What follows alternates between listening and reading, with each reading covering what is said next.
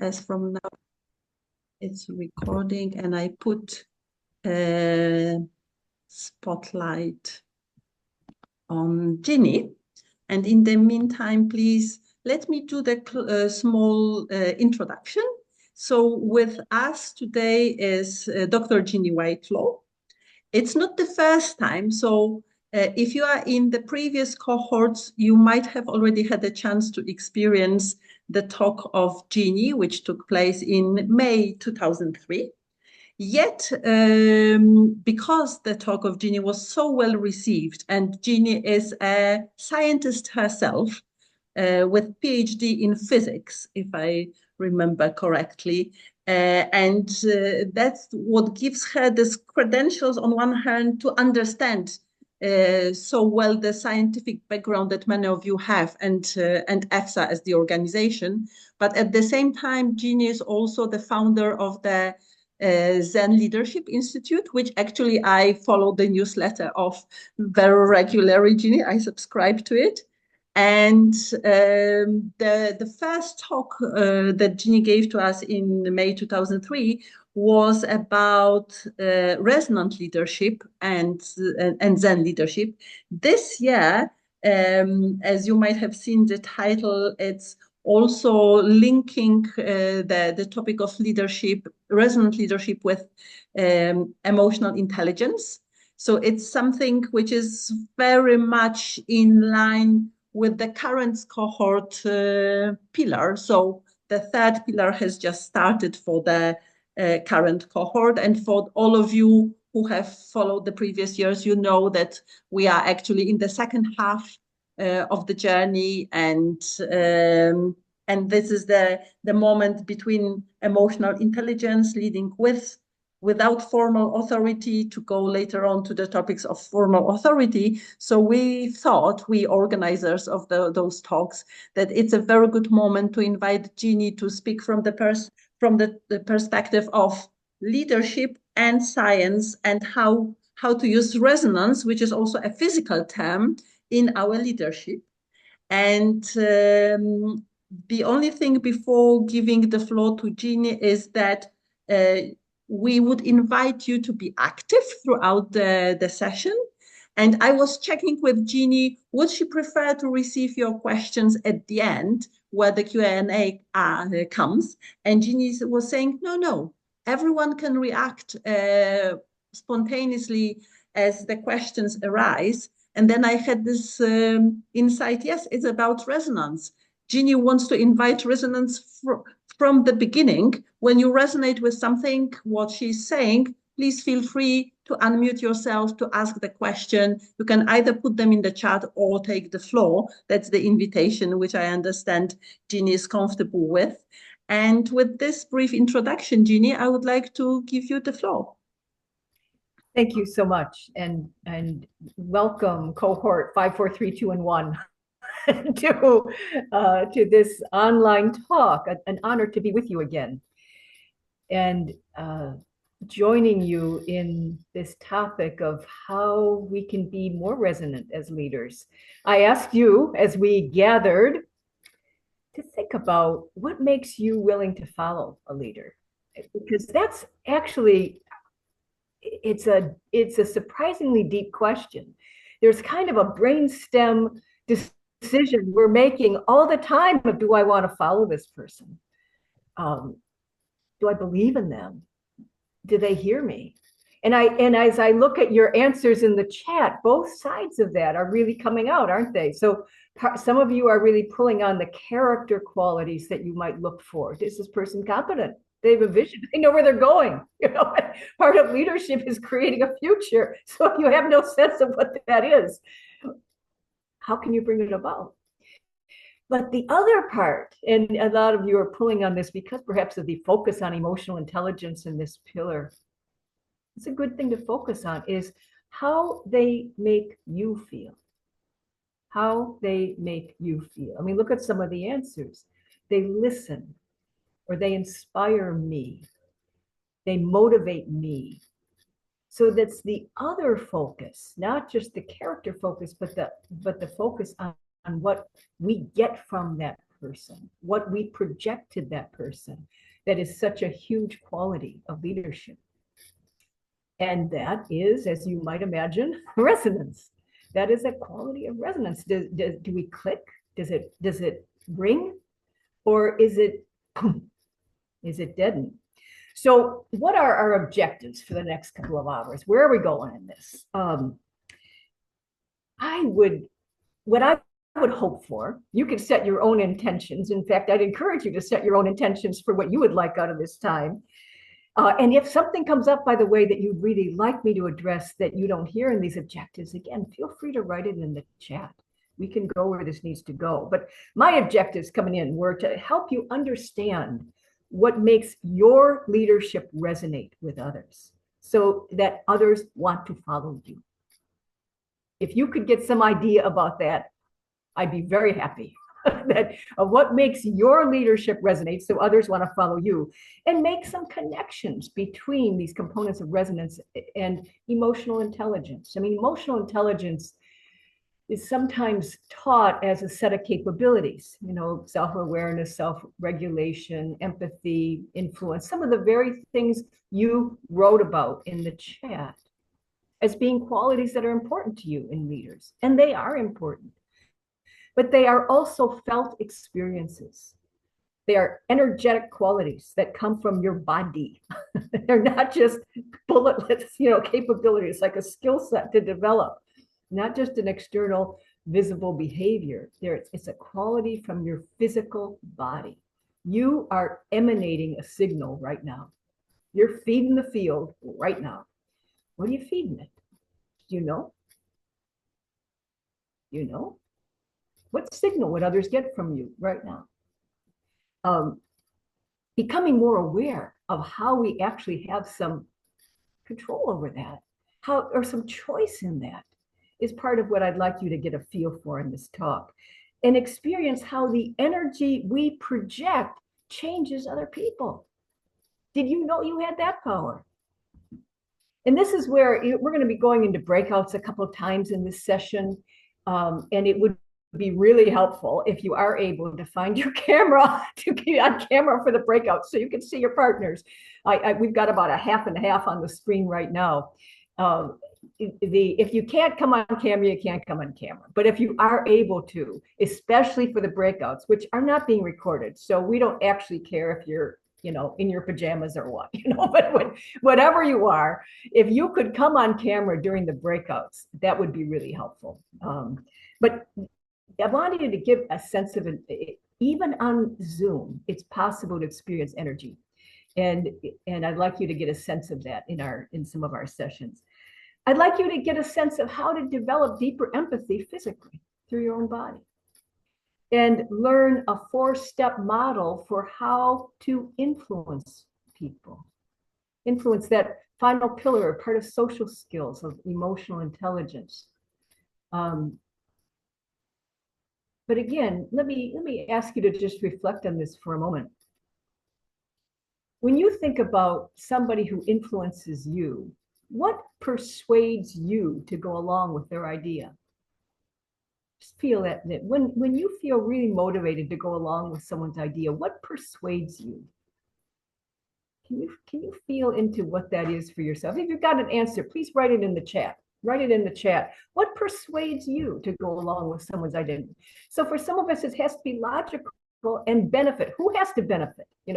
Where's the benefit? If only that leader benefits, does that impress us? But if I also benefit, or we benefit, or humanity benefits, or the market benefits, or our customers benefit, so that the benefit is broadly shared and I can see it and it makes sense, yes, that's going to do it. Passion can be a key thing. So do they believe in the idea? Don't try to sell me on something you don't believe in. Why? Because passion is a form of energy that's going to change the field we project. And people feel it. They feel when you're passionate about something. And just like laughter and all those mirror neurons in our social emotional system are part of our nervous system that reads one another. We light up with other people's energy. And so we feel that passion.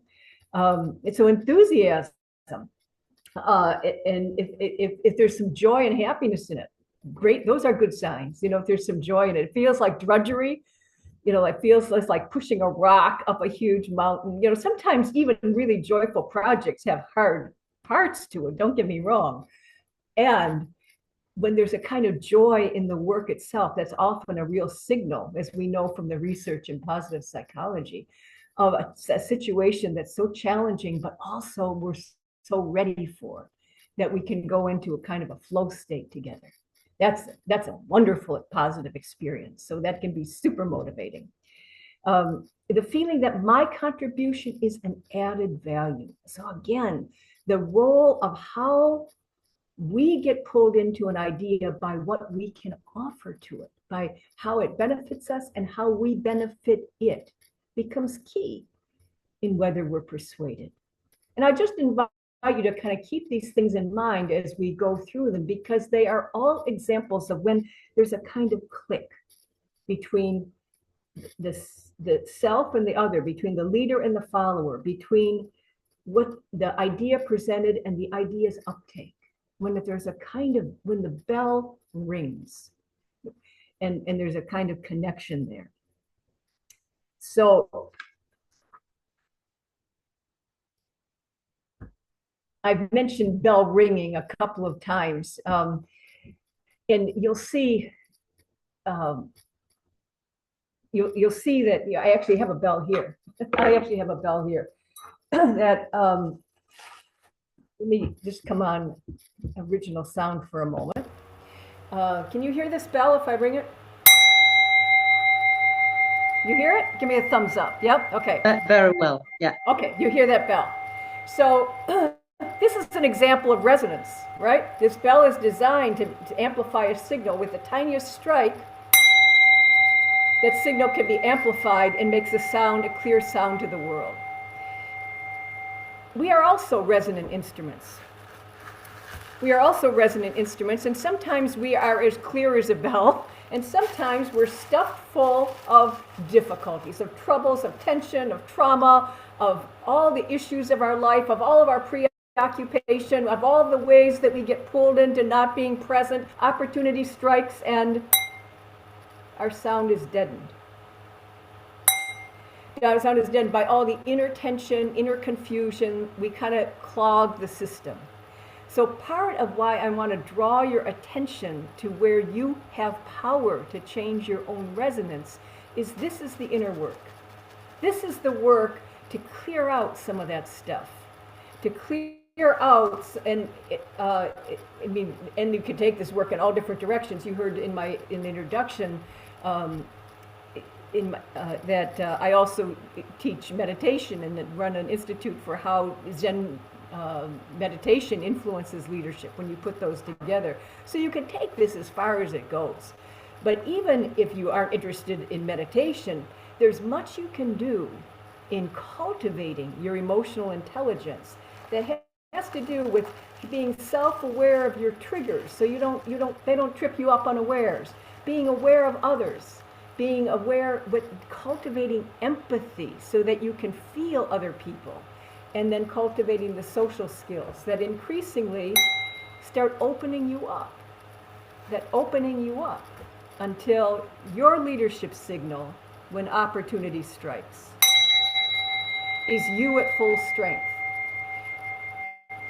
So that's a metaphor, but let's go to the science just a little bit, to take a look at resonance and how it works.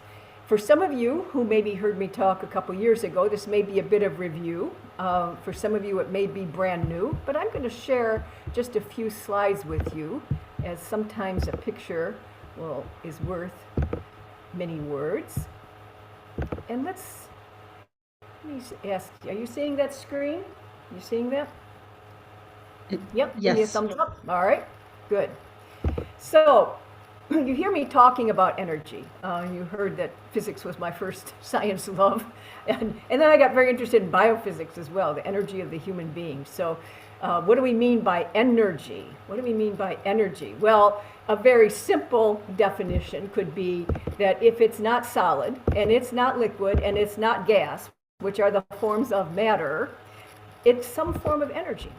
It's some form of energy. So, and even those things, even matter, if you remember your Einstein, can be expressed as a form of energy. Life is a flow of energy, like this fast-moving water that you see here. And everything that leaders are interested in, I would submit, is some form of energy. The vibe of a relationship, how we reach the market or how we reach our constituents and stakeholders, how we get information into the right hands, the energy flows of information distribution, the feeling of your team meetings, whether it feels enthusiastic and positive or kind of dead and slow. That's energy. Thought. What's thought? Thought. What's emotion? What's emotional intelligence?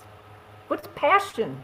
What's inspiration? These are all energetic forms. We toss them around with these labels like we know what we're talking about, but they are energetic forms that change the fields around us. And to resonate is to get energy to vibrate together. It's to vibrate with, just as you kind of saw that the bell vibrates with the striker, vibrating the air molecules, right? It's to vibrate with. It is the principle for how energy changes form from one wave to another wave, is by vibrating with. So when two waves come together, if they are a match, if they are in an interacting zone with each other, if they can vibrate with, then they will change each other. Just like you see here. You know this, you've seen water, right? When waves come together, they're going to add up, interfere, something's going to happen, right? You've seen this a million times. That principle is always operating, even in waves we don't see. It's easy to see waves of water, but it's operating even in waves we don't see. Now, not all waves interact with all waves. There has to be this match. So, for example, if I were to shout into the keyboard of this piano, yay! Like that, the strings that match my voice would start to vibrate. The strings that don't match would just sit there. Likewise, if you or I are speaking with a group and we've got some passionate message we're trying to get across to them, the people who match that message will really get excited about it. They'll, in a sense, vibrate with us. The others who think it's a terrible idea, or they're completely neutral about it, might have no effect. So resonance is specific, and that's part of how we get a world of so many differentiated forms. It's marvelous. It's marvelous that all this differentiation can come down to such a basic principle. I think it's marvelous. So resonance is the key to relationships. When we want relationships to resonate, that would be a way of expressing your leadership's getting picked up. Your ideas are getting picked up. Your direction, your vision is getting picked up. Others are vibrating with it. It means you're going to have more impact or more effect, larger effect through more people in the world, right? More people are going to be contributing to that vision, that idea. So resonance is the key to relationships. And the key to emotional intelligence, again, we often think about emotional intelligence in terms of labels like this, labels that you're probably pretty familiar with by now. How aware are you? How much can you self-regulate around that? This is partly where we focused last time in how we can use energy within ourselves to regulate between different aspects of our personality. And then it becomes other focused as well. How much can we feel other people? How much can we feel other people that put ourselves in the position of someone else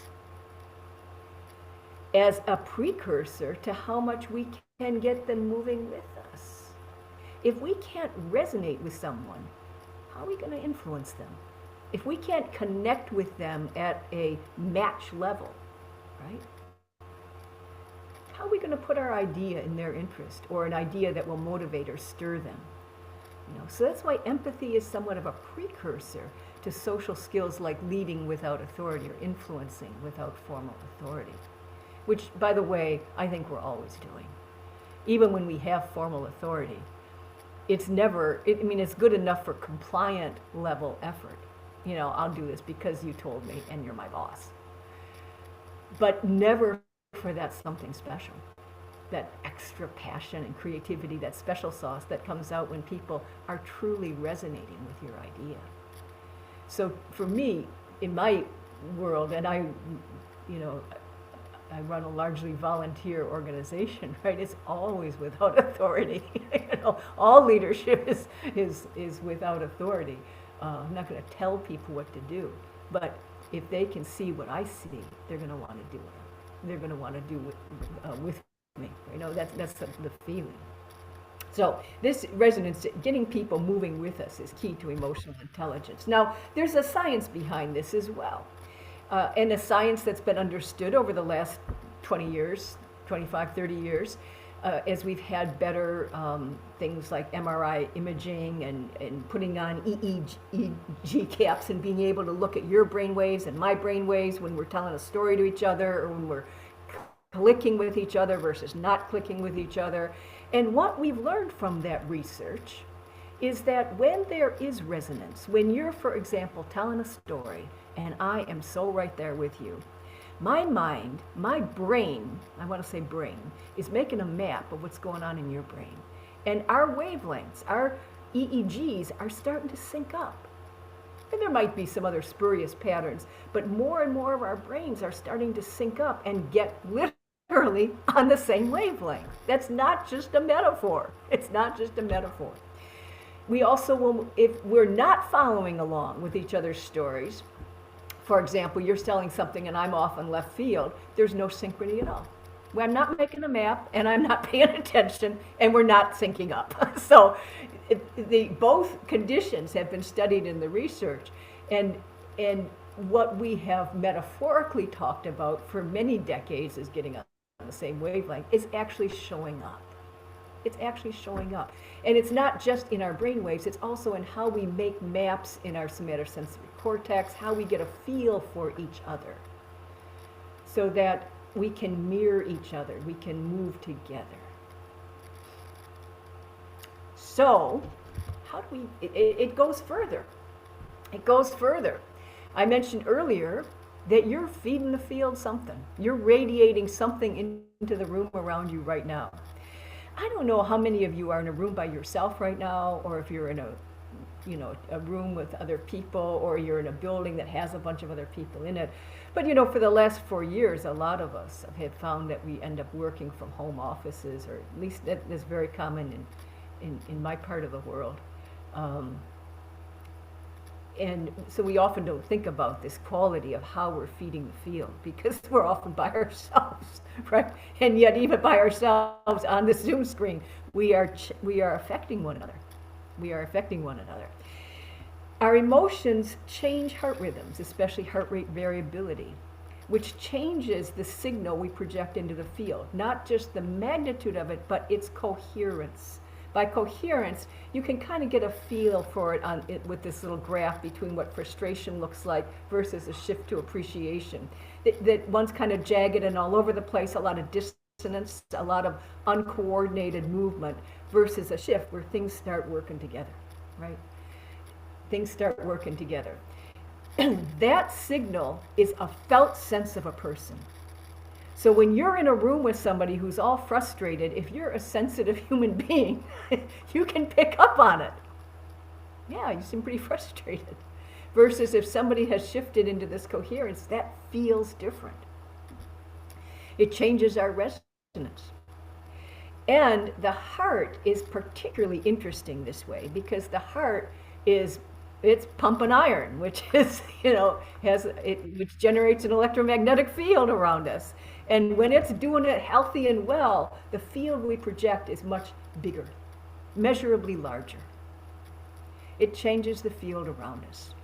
So again, the strength of the field, the bigness of the field, your leadership presence, we might say, changes as a result of your emotions and your own state of coherence. This has all been researched by the HeartMath Institute, for example. They even know the frequency at which the heart and the brain go into coherence. It's about 1/10 of a hertz. About once every 10 seconds, there's a kind of wave that can bring the two together. And we can sync our breathing to that same rhythm, or actually a harmonic of that. If we breathe, say, 3 times a minute, every 20 seconds, we can get a coherence through our entire body between breath, heart, and brain. That helps people get a signal from us like, this leader's got it together. They're coherent, you know. They make sense. They're not, quote, all over the place. So how you choose to send that signal, or whether you can send that kind of coherence into the field, is a choice you're making, maybe unconsciously right now, but it can become consciously. It can become practiced. It can become a developed skill. So, to just review, resonance is a fact. This is not a belief system. This is not a sometimes happens, sometimes doesn't. I mean, the match is needed for it to happen, but if the match is there, then the result is it's a natural result. It's not something. It's not like a switch we have to turn on. It's a natural result. Resonance is a fact. How you resonate is a choice, just like a musical instrument, like that bell. You know, you see head, heart, and hara. Hara, I mentioned here, and we'll do a little hara breathing in just a bit together. But hara is the lower abdomen. It's a Japanese term, very common in martial arts and meditation, because it's where the power is. In any sports person or martial artist would know that movement from the lower abdomen, movement from that center in the lower body, is what propels our strongest and most powerful actions. And that center can also regulate our breath. I mentioned a moment ago that if we can get our breath slowed down, then we can get the whole system into coherence. And that's exactly what happens when we regulate the breath from these deep muscles in the lower abdomen. So we're working the lungs from underneath. And when we do that, we start to settle the whole system down to a deep state of coherence, which helps the body relax, which helps get some of the stuff out of the bell, so to speak. When we're not full of tension, when we're relaxed and centered, things can happen to us and we just can handle it, right? We don't get so flustered or frustrated that would drive us into those incoherent states. So this is a choice we're making unconsciously that we can also make consciously through practice. How we resonate is a choice, and what others feel from us is a consequence. That's how it works. So what you're feeding the field is what others are going to feel from you, to the extent that they're sensitive. You know, a lot of people are just so balled up in their own stuff. I mean, they're completely bubble-wrapped bells, right? That they don't sense people anyway. But I'm talking about sensitive people, which is most of the people we run into are that partly sensitive people. What they get from you, what they pick up on from you, is a consequence of what you're putting into that field. Make sense? So let me stop the share at this point and just pause and say, any questions come up for you as a result of that? Anything you want to ask about? Anything surprise you in it? Anything you'd like to ask about?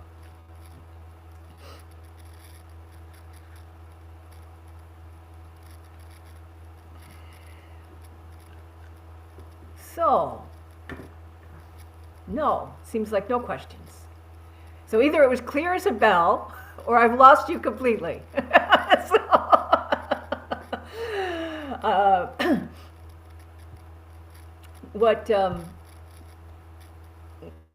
Maybe what we can do, you said resonance can be trained, right? How do you do it? So the resonance can be trained. The how to do it can be approached a number of different angles. You know, but the key instrument, the key tool we have is the breath. The breath, and it's for exactly the reason I was just talking about. When the breath can become a container for the resonance of the whole body, then we get much more stabilized. So rather than just give it to you in words, why don't we just try a little breathing exercise, and I'll give you a sense of it, because it's a felt experience. You train resonance physically, not by thinking about it, and that's what I really would leave, want you to pick up today, that you are more than what's between your ears. I know you're really smart scientists, and we tend to live in our heads a lot when we're in front of these computers a lot. We're scientists, we deal with logic and data all the time. It's easy to live here. But you've got everything to work with in the whole body-mind system as an antenna that's really tapping the field all the time and projecting into the field all the time. By tapping the field, I mean you are picking up the waves that you're going to resonate with, whether they're great ideas from other people or whether they're inspiration from what's ready to happen now. Right? The idea that got you, as Winnie the Pooh would say. Not I got an idea. The idea that got you, that found you. You could resonate with it. So when you've got that sensitivity, you pick up more ideas. You pick up more from other people. You read people more accurately. So I want you to just check in with your condition right now. If you just check in with how you're doing, what's your level of activation, awareness, relaxation, awareness of what's going on around you, awareness even of what I'm talking about. Just check in with kind of your current state. And let's do a breathing exercise. And I'll come back to the question on overflow in just a moment. All right, so stand up for this. Stand up for this. We've been sitting enough. And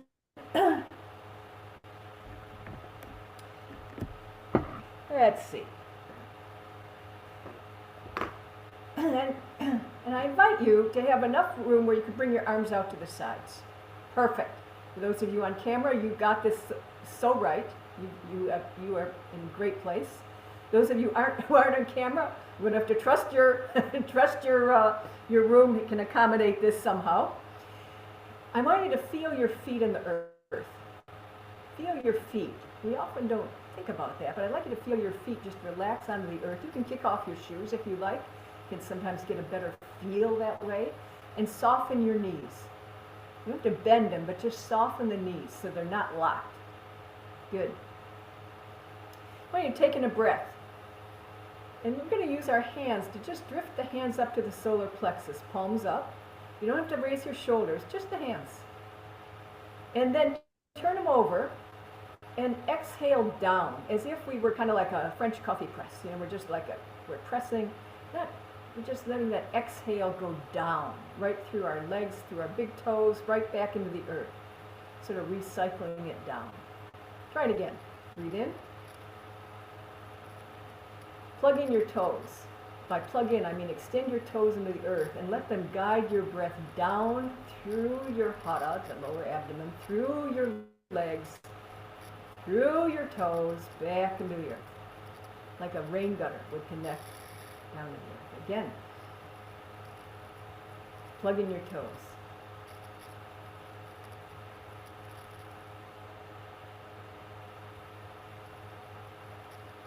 Great. Let's add another one. Relax, release. Hands drift up overhead. Again, shoulders don't have to lift, just the hands. Plug in your toes. And now extend through your little finger side of the hand and see both hands at the same time. So eyes come 180-degree vision. You kind of see the screens, you can kind of see what's going on, but you're really also seeing both walls in the room you're in. Let's do the first one. Plug in the toes and center down. But still keep that vision 180 degrees. Stable center. In, plug in, big feeling. This rate at which we're breathing, about 20 seconds. So it's a good rate for picking up resonance in the whole body, getting coherence. Up and down center. Plug in your toes on the exhale. So there's an intentionality on the exhale of sending it down. Up, hug in your toes, and here, big feeling, expand out, and also grounded. And now just open your palms, turn your palms to the outside, just open your palms and stand for a moment, seeing both walls at the same time. Just continue breathing your breath, whatever that is. And notice what has changed for you. What has changed for you in the last 4 minutes? And as you have any expression of that, feel free to write it in the chat. Feel free to write whatever is your truth. What changed for you in breathing that way for even 4 minutes? So there's a sense of being more present. That's a great word for it, present. That somehow we've come into a place of more showing up. And wow, isn't that important for leadership? So you could feel your heart rate slow down. That's part of the entrainment of using breath to slow down our condition. The breath can help slow down the rate at which the heart beats, the rate at which thoughts develop. So we're able to sort of bring things into a more coherent whole. A more coherent whole. So we can feel more relaxed. So again, we talked about how tension can kind of put bubble wrap in our bell. So even in 4 minutes, we have the capacity to relax the body-mind system. That's good to know. That's good to know. And the shoulders release. So there's a lot of physical manifestations we might notice of that, of why do I hold my shoulders up around my ears? That becomes a habit of working on a keyboard all day and looking at a screen and getting all this energy high in the body. And now, for a few minutes, I drop it down and I can feel more relaxed. Yeah, the shoulders drop in gravity. These are subtle signals, but I draw your attention to them as scientists because they are telling you how much you can change your physical state with just a few minutes of breath exercise. And when you feel more present and you feel more relaxed and you feel more coherent, you're feeding the field in ways where we feel that from you. And then to go to the question, how do I keep resonating, or how do I stay in the flow of things when I'm faced with an overflow of information, which is a trend these days? Absolutely. Absolutely. So if I'm living up in my head all the time, then this overflow is like a roller coaster. It's like a ba ba ba ba ba ba ba ba, right? If I'm in my hara and I'm centered, then it's more like I have a foundation of clarity for discerning what information I have to pay attention to. It doesn't all matter as much. Some of it matters, some of it doesn't. So I have a center of discernment that is deeper, that is at a lower frequency in a sense, that's underneath all the flurry. That can be hugely helpful. Another way to think of it is if you're in a windstorm. If you're in a windstorm, do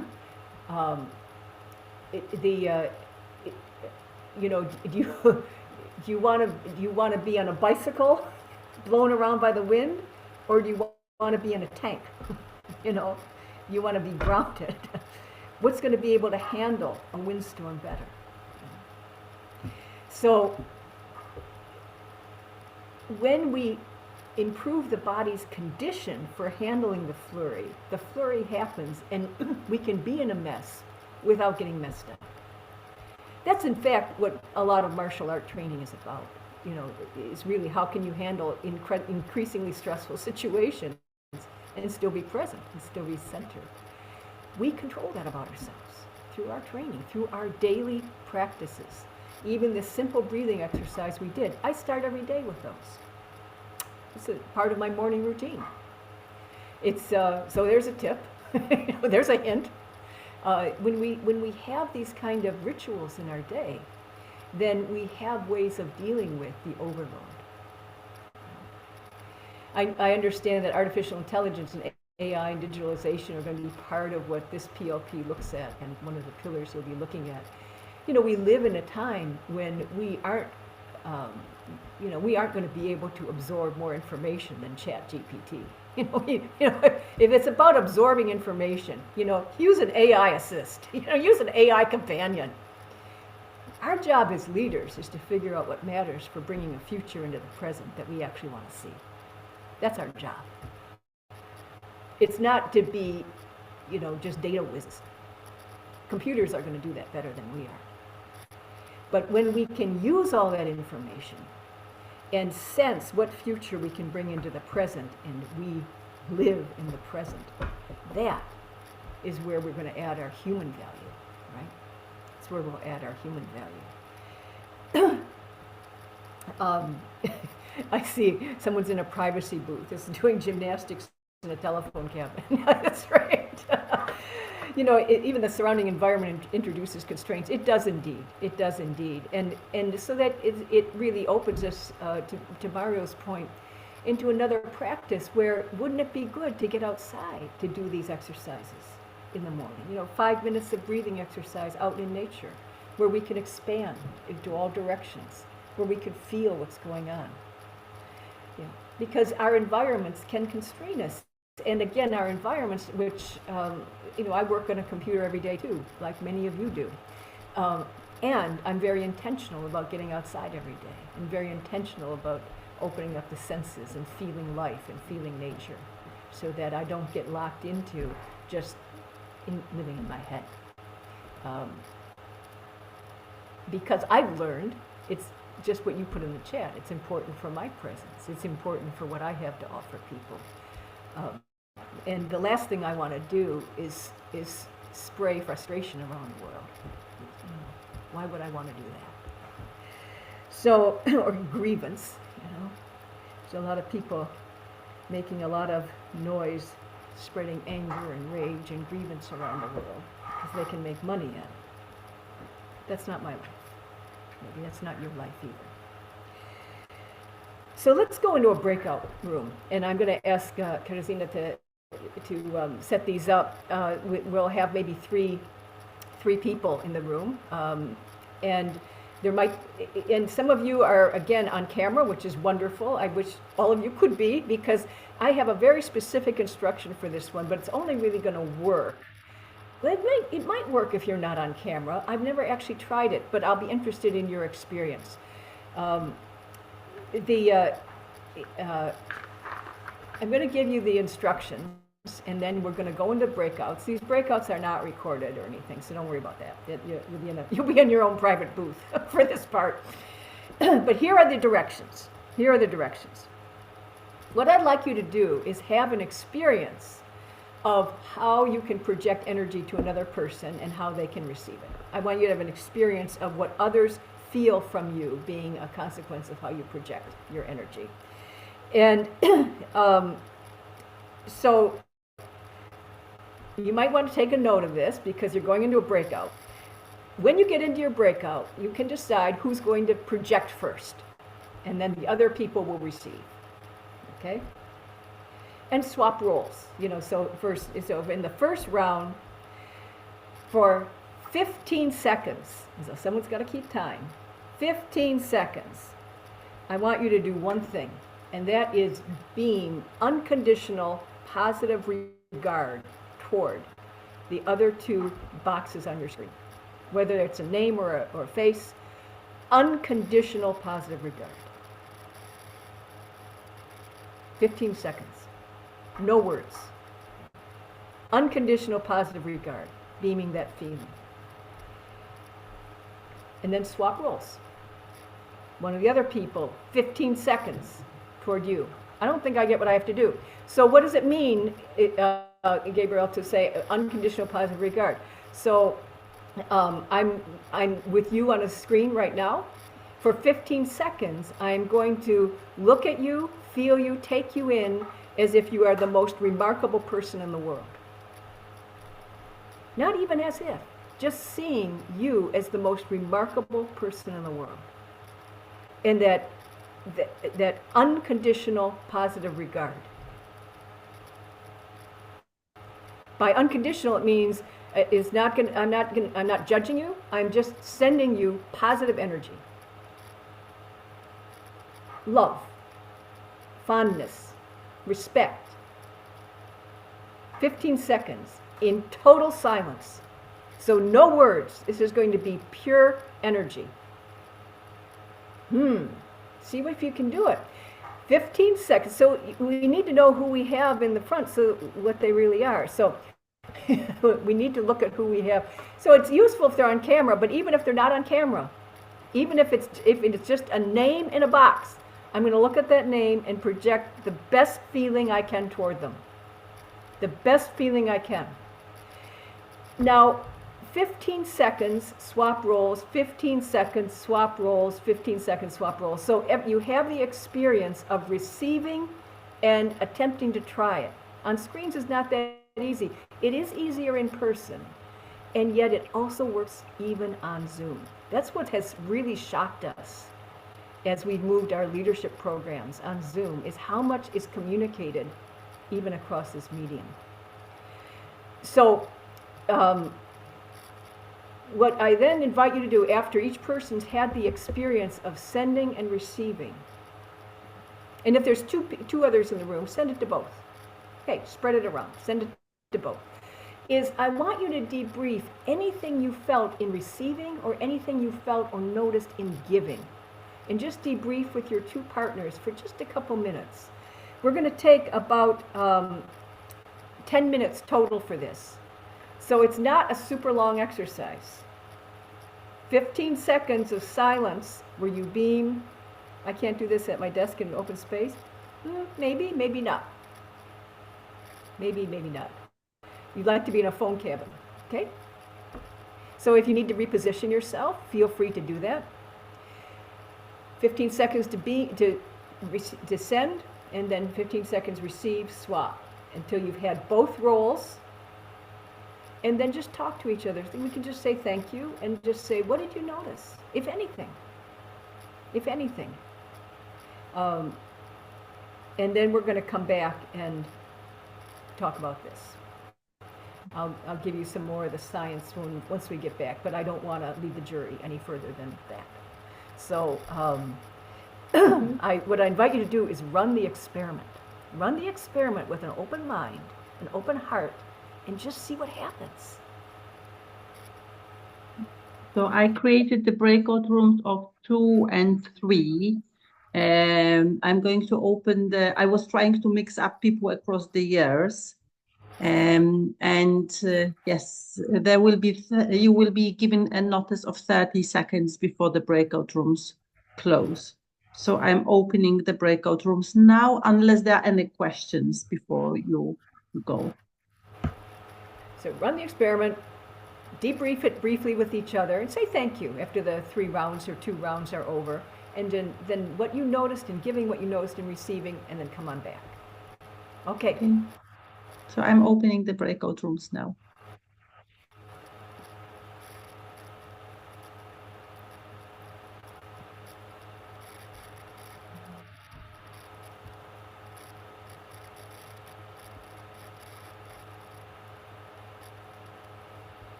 Okay, I will stop recording.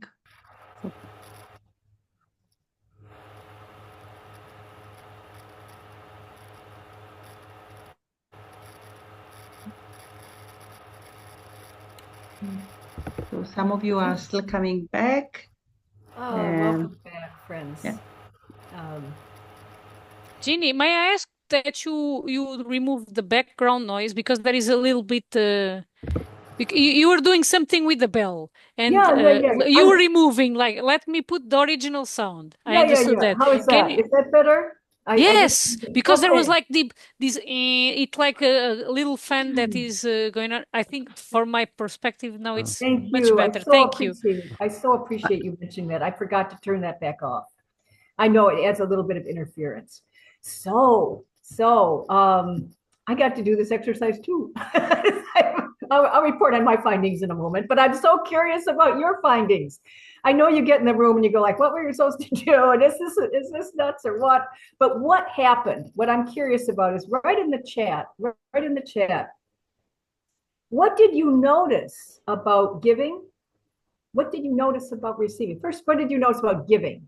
When you were giving good energy, giving positive regard, unconditional positive regard, anything you noticed in your own body, in the other person, in the experience of doing that, what did you notice? Let us be shrewd scientists about this. Anything you noticed when you were giving, when you were sincerely projecting positive regard to someone.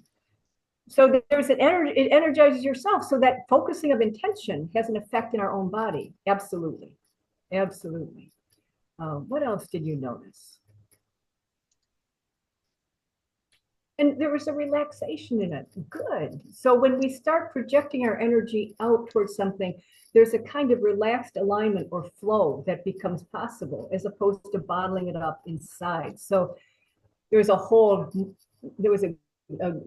fine leadership book written more than 25 years ago now called Leading from the Inside Out by Kevin Cashman. I don't know if you've ever come across it, but his whole principle was how to direct energy outward. It becomes a real flip or a real focus of leadership because there is a relaxation in it. Physically reaching out, I'm feeling glad. So there's a positivity in projecting positive emotion, even if it feels artificial. Something starts to happen. It's just like laughter being contagious, right? What did you feel, if anything, in receiving positive energy? What did you feel, if anything, in receiving the positive energy? Did you notice any temperature change in the body? Did you notice any part of you relax or any part of you? What did it feel like to receive? Anything you noticed?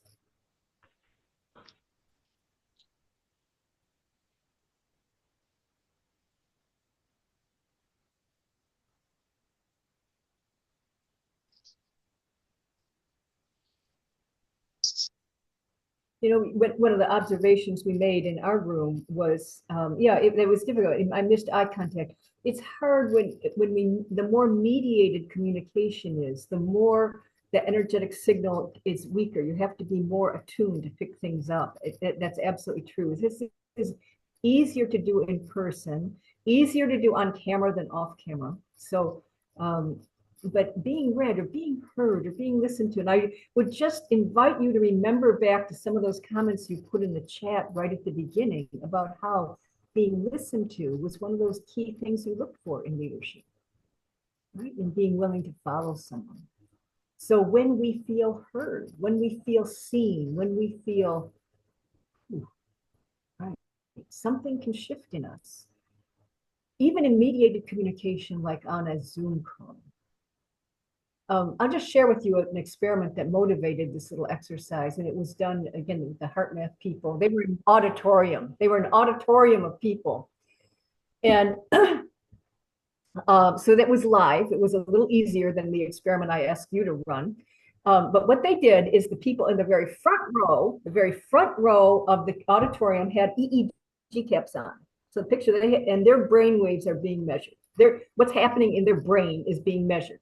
The people in the back row of the auditorium, not talking to them at all, not saying a word. What they start at a certain time, like 3, 2, 1, now, projecting unconditional positive regard toward the people in the front row.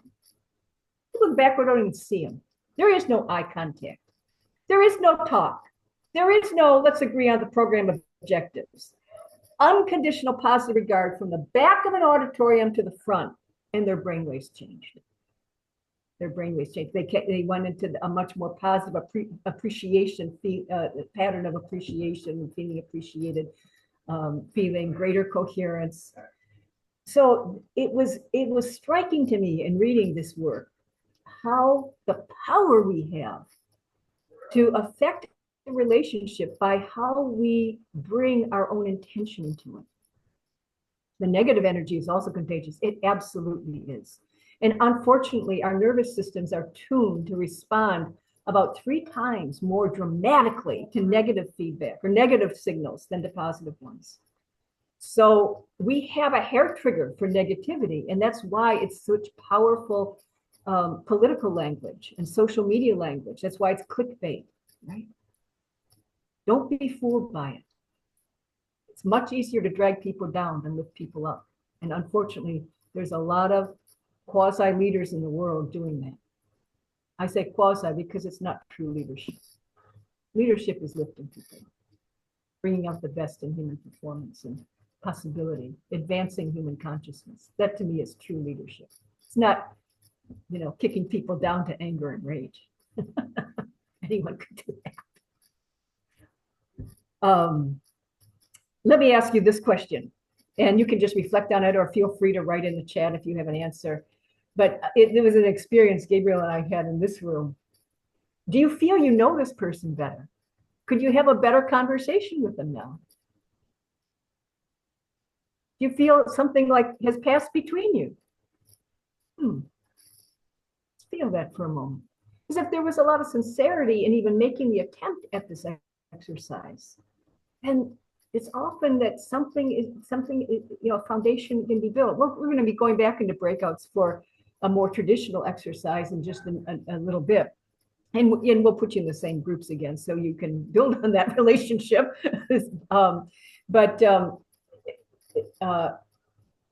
What I would invite you to feel into is when you have a conversation, especially a difficult conversation coming up, could you open with just 20 seconds of, it can be silent or not silent, but setting your intention to see the person in their wholeness and in their beauty and in their remarkable capacity. Rather than, right, if you, that unconditional positivity. I think, you know, I was an executive coach for 25 years, 30 years. And one of the things I learned as a coach was that what was much more effective than anything I said, any piece of advice or any good question I asked, which was much more effective, was I could see the person's greatness even better than they could. And if I could see it, I could help pull out the wisdom where they could find it too. Seeing people's greatness. What a gift we can give people as a leader when we approach them with that kind of generous spirit. Try it. You know, it's free. And as many of you, not many of you, but a couple of you mentioned in the chat, it also feels good. You know, it makes us more relaxed and positive and gives a positive direction to our energy. So there's another practice for you. So now you have 2 practices, the breathing exercise to help you settle down and get coherent, and projecting positive regard in the openings to conversations. Let's give you one more practice. And this is going to make our connection into influence. As how do you get people moving with you? Empathy is a key starting point, because as many of you pointed out at the very opening, we are persuaded, or we want to follow people who have our interests at heart too, that are creating something of value to us too. It's not just for them. And so empathy becomes a foundation for influence, but it's not enough. We have to also sense something about that person so that we can position our idea in a way that stirs them, that resonates with them. We can position our idea in ways that resonate. So I'd like you to think about a real influencing case that matters to you right now. A real case that matters to you, that of somebody you'd like to influence on an important matter. And maybe you've been trying to get them to move with you for some time, but it hasn't quite happened yet or whatever. But I want you to get a particular example in mind to the point where you could write down their name. It could be a boss that you're trying to persuade around resources. It could be another part of the organization that has been a little bit at odds with your part of the organization. It could be a direct report you're trying to bring up in some ways. It could be a family member, a teenage son you're trying to talk to about a difficult thing. I'd like you to think about a particular person you want to influence in a relationship that matters to you. Get that in mind. I'm going to share a couple of slides again to kind of walk us through this. And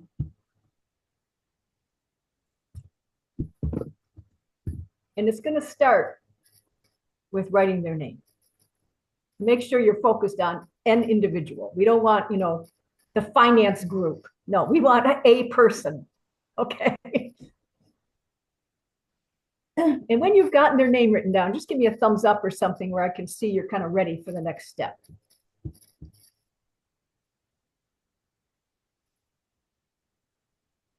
Okay. All right. Great. Thank you. Okay. Here's the next step.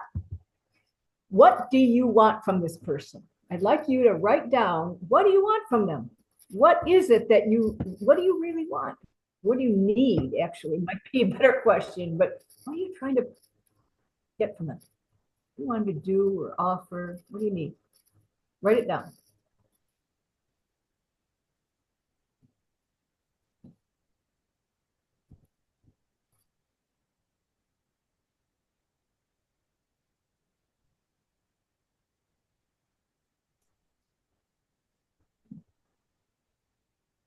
Once you have that,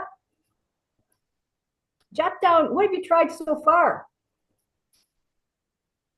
What have you tried so far? What has been your influencing approach so far that maybe isn't working as well as you'd like, but what have you tried so far?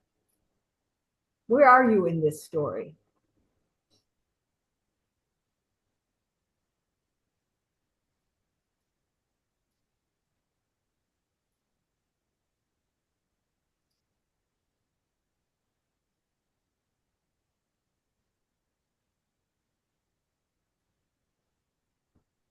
And finally, what's not working? Or what's not working as well as you'd like? What's happening when you try what you try? See if you can capture that.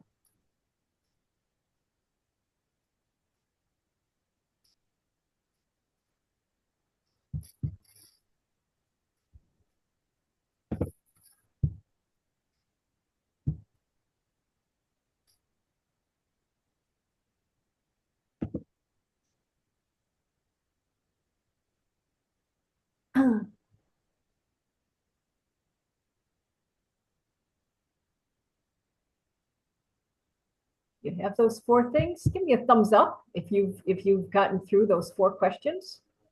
Yeah. Good. Yeah. Thank you, Avansvir. Thank you, Angelo. Yeah, those of you who aren't on camera, you're giving me the virtual thumbs up. That's great. That's great. Okay. All right. I'm going to stop the screen share, and we're going to come back, and I'm going to share with you best piece of influencing advice I ever got. It was from one of my Zen teachers. When he used to do a lot of mediation work between labor and management on the island of Hawaii. And I asked him one time about his formula. How do you do this? How do you do this? And he said, it's simple. Are you ready? Become the other, go from there. Become the other, go from there. Become the other, go from there. So what he was saying is we take empathy so far that we can feel what another person feels, that we can sense what they sense, that we can see what they see, and then put it together with our original idea. So that's what we want to play with. So to get started with this, let's go back to our breathing exercise just for a moment, because a number of you noted that helped us center and relax. So we want to go into a centered place. So let's start with our breathing exercise. If you can, I hope you're not in a phone booth or not a phone booth, phone cabin, is that what they say? You can stretch your arms out and just shake out any superficial tension. Let's breathe in, plug in our toes, and breathe down. Just feel yourself centering down in the lower abdomen, the hara, the center of power. And up. Arms drift up and then out. extending 180 degrees. Just relax, relax, relax. Feel yourself growing bigger, expanding to both walls in the room. Up and down center. Let's return to this. To just remember that stability. The earth has you. You've got this.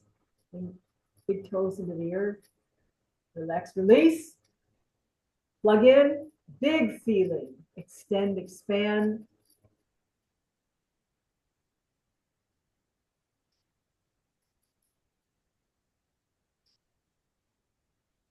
One more, just for good measure. Feel that centeredness come into the body, the presence, the relaxation, the coherence.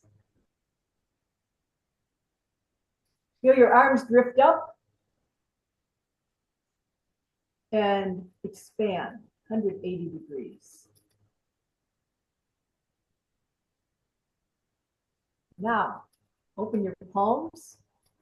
Just stand in the centered state. Just take a couple of breaths here. And now I want you to bring to mind this person you've just been writing about, whose name you just wrote. And I want you to, in a sense, become them. Become them. Stand like they stand. Take their posture right now. And notice what you had to do. You started centered. What are you doing to adjust to their posture? It's going to be your first clue as to where they might have some tension or a little stuckness or be a little confident, inconfident, puffed up, deflated. What are you doing to become them? As if you are standing just like them. Now stand like they stand. Maybe I don't stand straight. Maybe it's a slouch. Maybe they're hunched over. Stand like they stand. And feel what this state is in the body. How is it different than the centeredness you felt moments ago? That's a clue.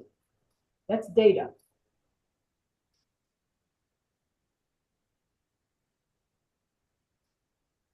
How do they move?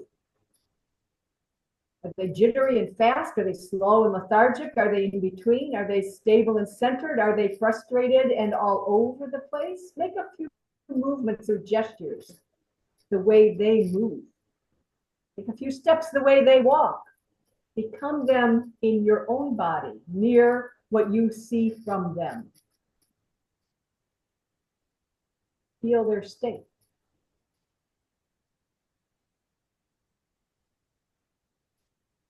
Still being them. Picture you, real you, walking up with your big idea. What's the reaction? What's their first reaction to you? What's the resonance in that relationship right now? What's their first reaction to your idea?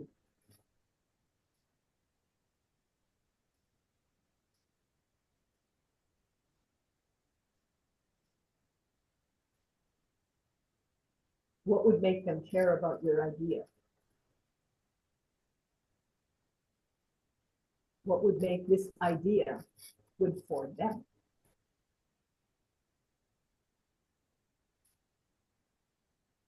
In their interest. Stand here as any insight downloads for you as you stand as them.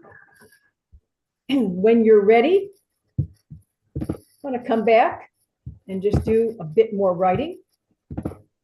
We want to capture any insight from this becoming the other.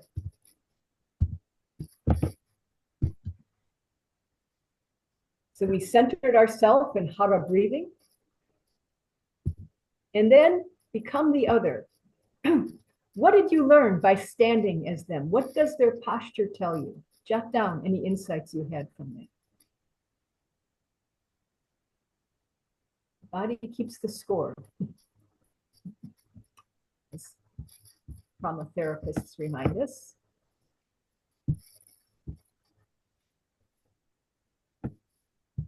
What does their movement tell you? Again, coherent, incoherent, jittery, calm, fast, slow. What's their pacing? Is that pacing is important. That's a wavelength.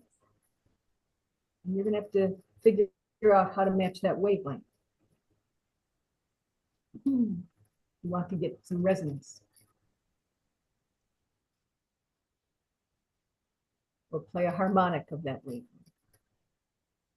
What's their movement telling you? Jot down any insights. What's their reaction to you? Remember that part where I said real you shows up and their reaction to you. So capture what insight you had from that. Oh no, here we go again. Or, oh good, my boss is here. What is it? What's their reaction to you?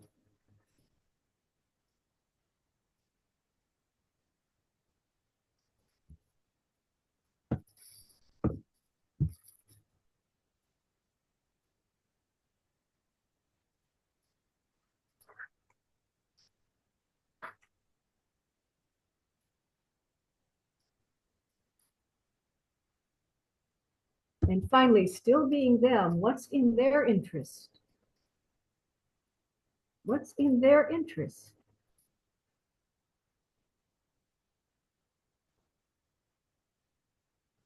How might your ask be in their interest? What you need from them be in their interest?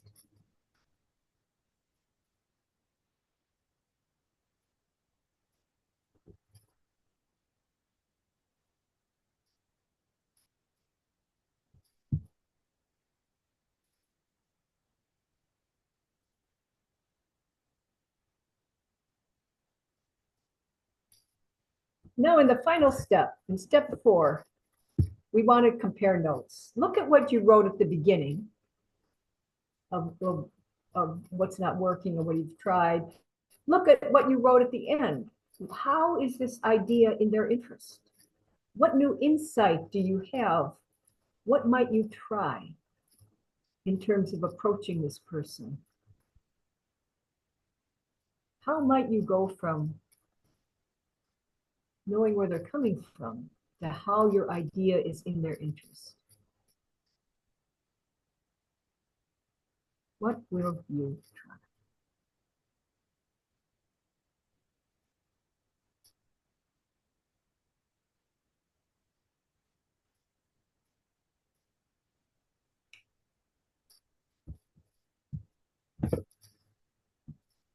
So we're going to hop back into breakouts to debrief this exercise, and we'll be in the same breakout as before, plus or minus people who have dropped off or been added since then. I don't know quite where we are. And here's the exercise is to just help your partner work through what came to them through this exercise. What did they learn? Compare with what they sensed before they became the other and what came clear once they became the other. How might that new awareness shape or reshape how they approach this person, how they put their idea in the other's interest? What will they try? So anything you noticed in this exercise, becoming the other, any way that reshapes how you might approach this person in influencing them without authority. So why don't we take about what 10 minutes for this? Is that, did you say no? Okay, why don't we go to 10 minutes? A couple people are saying they have to leave. Maybe I got my time wrong. I thought we were going till 5, but I understand that stuff comes up. But if the rest of you can hang in for a little bit, let's go into a breakout and debrief this, and then we'll come back and debrief together and close with some Q&A. So see if you can help your partners get some more insights about this influencing case. Go ahead. Okay. Gabriele, I think you should be able to accept the invitation and go to the breakout room where I originally assigned you. And Valentina Ferrari, your partner has disappeared, so I will assign you to a different breakout room so that you have a partner to speak to. Okay, and otherwise I'm opening the breakout rooms for 10 minutes.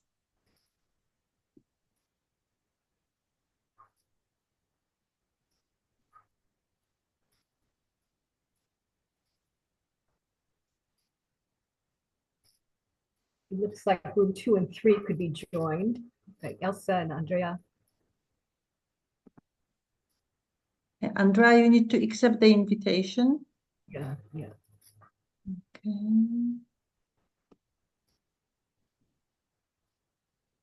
Elisa will be on her own, so I will move her now.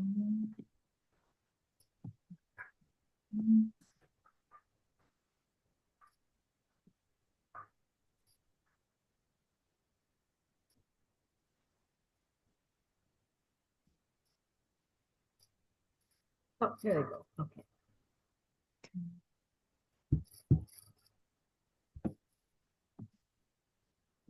I will stop recording for a moment. I can tell we interrupted some good conversations. Yes, you can always tell when nobody comes back to the very last second. So I'm sorry if that wasn't quite enough time. We came back because we were kicked off. Yeah, I know. You were thrown out. If you would, though, get your chat fingers working. And if you could write it in the chat, one thing you learned about the other person, that person whose name you wrote. What's one thing you learned about the other in doing this exercise? I'm curious. What's one thing that came clear to you in doing this exercise, a kind of a physical exercise to become the other, go from there? It's one thing you learned. So just think about that for a moment. Maybe you had debriefed that a little bit. And then write in the chat something you learned about them.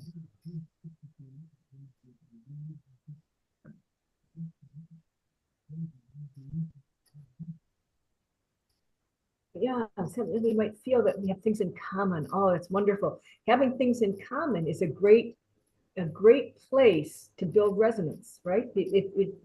Commonalities represent something of that match that we talked about, that when waves come together. So that finding those common interests, those commonalities, being able to sense them to establish communication, very important, very important. If we can't get our empathy working, we're riding blind. So the more we can sense the person and feel them, the more we're going to get more information that informs how we position what we say. We learn a lot more by ourselves by embracing their perspective. That's so true. That's so true. I've done this exercise a gazillion times, and some of the times I learn that I have an attitude about this person. That they're thus and so or whatever. And if I have an attitude about that person, that attitude is in the relationship.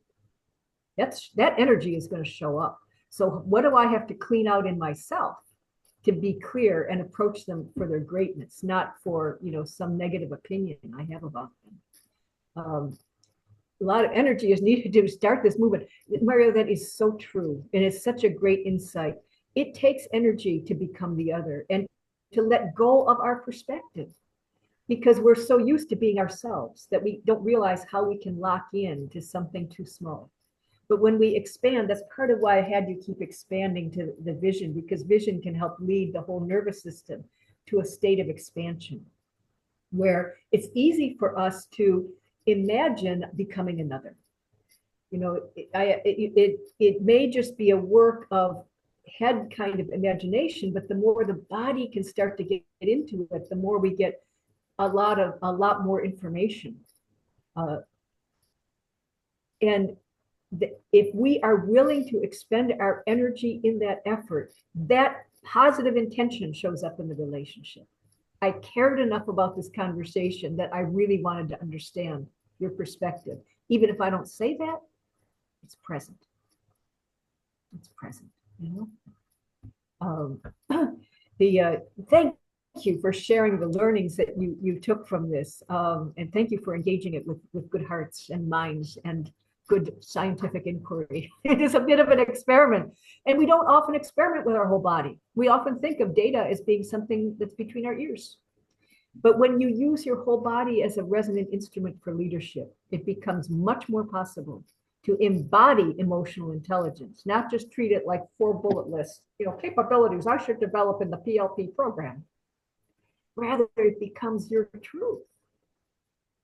And the more you work with the whole mind body as one, the more you're going to be able to self-regulate, the more you're going to be able to empathize, feel another person. And as this exercise demonstrated, the more you'll be able to put your ideas in their interest. You know what their interest is. You know what their interest is. And maybe a little bit about what their fears are too, or what's holding them back, or things like that. So let me pause there and ask for any questions you have. Any questions about what we did? Any questions about influence, empathy, using the mind body as one? Why we care about breathing? How your leadership can be more present? Reflect for a moment. Just remind you where we've been and the practices you now have available to you. The breath is the great ambassador for helping your own resonance come more centered and coherent. Slowing down the breath, maybe 20 seconds. Ooh, you get a nice coherent signal through the whole system. And we experienced and practiced a way to do that a couple of times. Positive regard toward another as you start a conversation changes the energy of that relationship. The more you can feel into and become the other, go from there, the more information you'll get about how to position your ideas in another's interest. Those are the three main practices from this session, and I encourage you to use them often and well. Anything you'd like to ask about?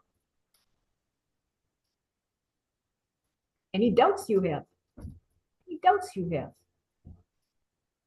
What would make this hard to do? What would make it easier?